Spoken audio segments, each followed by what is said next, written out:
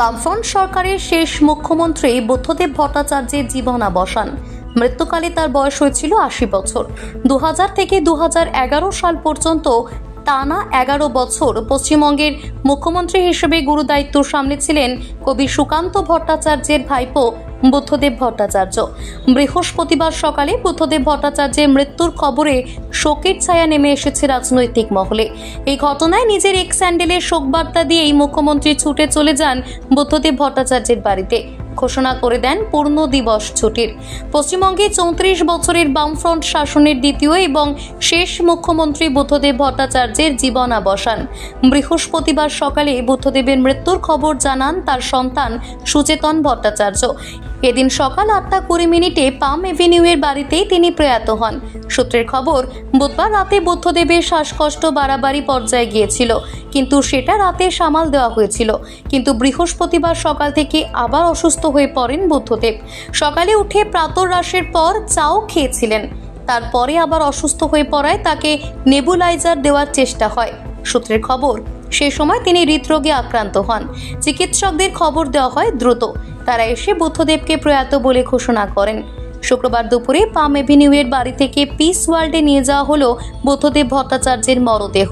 বৃহস্পতিবার সেখানেই তার দেহ সংরক্ষণ করে রাখা হবে। শুক্রবার সকাল 10:30টায় পিস ওয়ার্ল্ড থেকে বিধানসভার উদ্দেশ্যে রওনা। বেলা 11:30টায় বিধানসভা ভবনে নিয়ে যাওয়া হবে মরদেহ। বেলা 12টা থেকে 3:15 পর্যন্ত মুজাফফর আহমেদ ভবনে শায়িত থাকবে মরদেহ।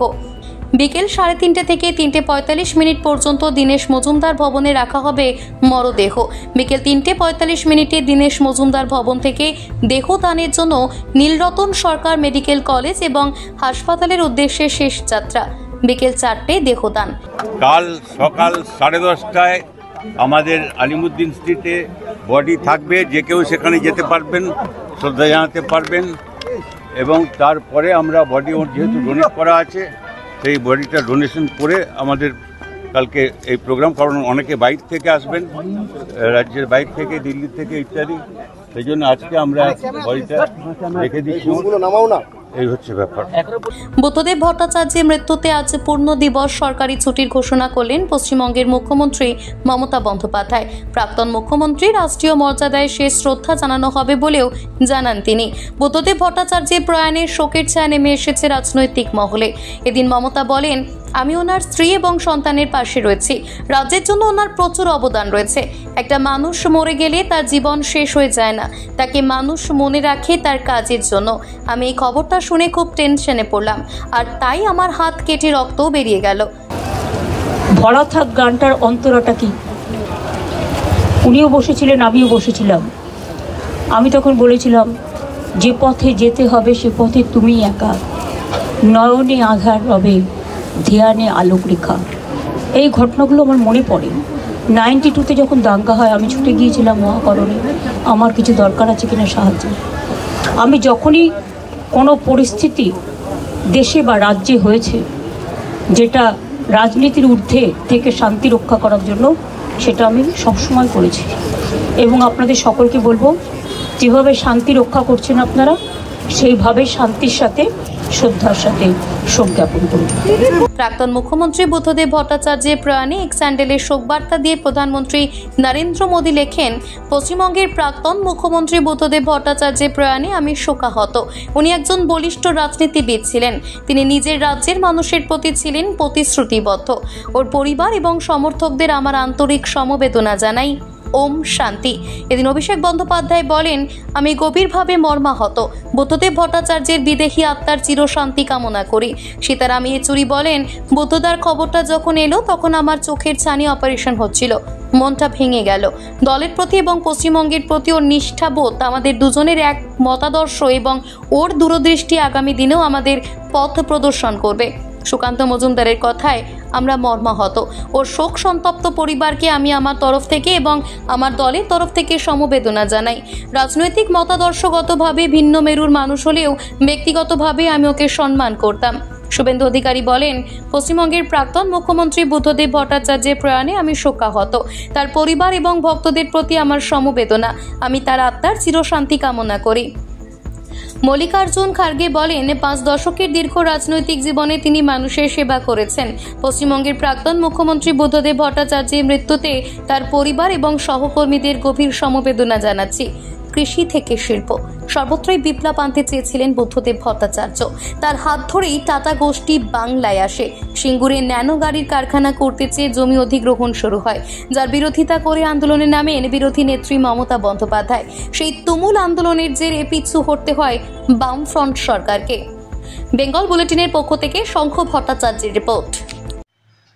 বুদ্ধদেব ভট্টাচার্য প্রয়াত, সিপিএম নেতা এবং প্রাক্তন মুখ্যমন্ত্রী পশ্চিমবঙ্গের।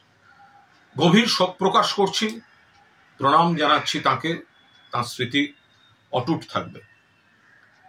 তার কিছু নীতি, তার কিছু পদক্ষেপকে কখনো সাংবাদিক হিসাবে, কখনো রাজনীতির মঞ্চ থেকে কড়া সমালোচনা করেছি।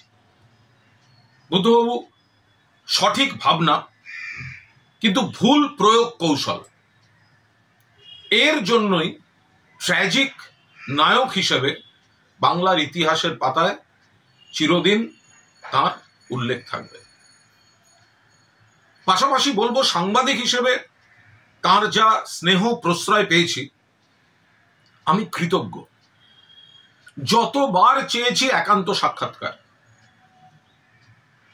এবং সেগুলি কখনো আকাশপথে প্লেনে পাশের চেয়ারে বসিয়ে, কখনো রাইটার্সে, কখনো বিদেশের মাটিতে, সিঙ্গাপুর বা ইন্দোনেশিয়ায়, কখনো আবার আলিমুদ্দিন স্ট্রিটে, কখনো তিনি রাজস্থানে সেখানকার মুখ্যমন্ত্রীর আমন্ত্রণে বসুন্ধরা রাজে সিন্ধিয়া তিনি ব্রেকফাস্ট মিটিং এ গেছেন, সঙ্গে একমাত্র সাংবাদিক আমি সুযোগ পেয়েছি, বাকিরা গেটের বাইরে। এই বারবার যে প্রশ্রয় দেয়া, ভালো ভালো ইন্টারভিউ, সব থেকে যেটা উল্লেখ করার মতো, বুদ্ধবাবু জানতেন আমি সিপিএম সমর্থক নই। আমি অতীতে কংগ্রেসের ছাত্র পরিষদ, ছাত্র রাজনীতি করেছি। পরবর্তীকালে আমি মমতা বন্দ্যোপাধ্যায়ের রাজনীতির অনুরাগী। ফলে সেটা জানার পরেও সাংবাদিক হিসেবে তিনি যে প্রশ্রয় আমায় দিয়েছেন, কখনো অনুরোধ করেছি, আমাদের প্রতিষ্ঠানের কর্ণধার হোটেল তাজ বেঙ্গলে একটা চিত্র প্রদর্শনী করছে, একবার যেতে হবে, যাব না। শেষ পর্যন্ত এসছেন, স্নেহ করেছেন, প্রশ্রয় দিয়েছেন। ফলে এরকম একটা পরিস্থিতিতে দাঁড়িয়ে সাংবাদিক হিসেবে তার যে পৃষ্ঠপোষকতা পেয়েছি, এটা বলে শেষ করা যাবে না। অনেক অনেক অনেক ঘটনা আছে, এভাবে বলা যায় না। মনে পড়ছে যে বিরোধিতার জায়গাগুলো, সেগুলো যেমন বাস্তব, আবার তার যে স্নেহ পেয়েছি সেটাও বাস্তব। কিছুদিন আগেই মীরা ভট্টাচার্যের সঙ্গে দেখা হয়েছিল একটি অনুষ্ঠানে। বললাম, বুদ্ধবাবুকে প্রণাম জানাবেন, কেমন আছেন উনি, সুস্থ হয়ে উঠুন। আমার একটা বই বেরিয়েছে, তাতে বিভিন্ন রাজনৈতিক নেতা যাদের কাছ থেকে দেখেছি তাদের নিয়ে, বুদ্ধবাবুকে নিয়ে একটি চ্যাপ্টার আছে, বইটাও পাঠিয়েছিলাম। ফলে বুদ্ধদেব ভট্টাচার্যের প্রতি প্রণাম রইল। রাজনীতি, প্রশাসক, দলের নেতা, সাফল্য, ব্যর্থতা, ভূমিকা, তার মূল্যায়ন চলতে থাকবে, তার ইতিবাচক নেতিবাচক দিক থাকবে। কিন্তু আমি একজন সাধারণ সামান্য সাংবাদিক, তাকে তিনি যেভাবে বারবার বারবার সহযোগিতা করেছেন, প্রশ্রয় দিয়েছেন, আমি তার জন্য, তার প্রতি কৃতজ্ঞতা আমার চিরকাল থাকবে। বুদ্ধবাবু যেখানেই থাকুন, ভালো থাকুন, শান্তিতে থাকুন, চির শান্তিতে থাকুন।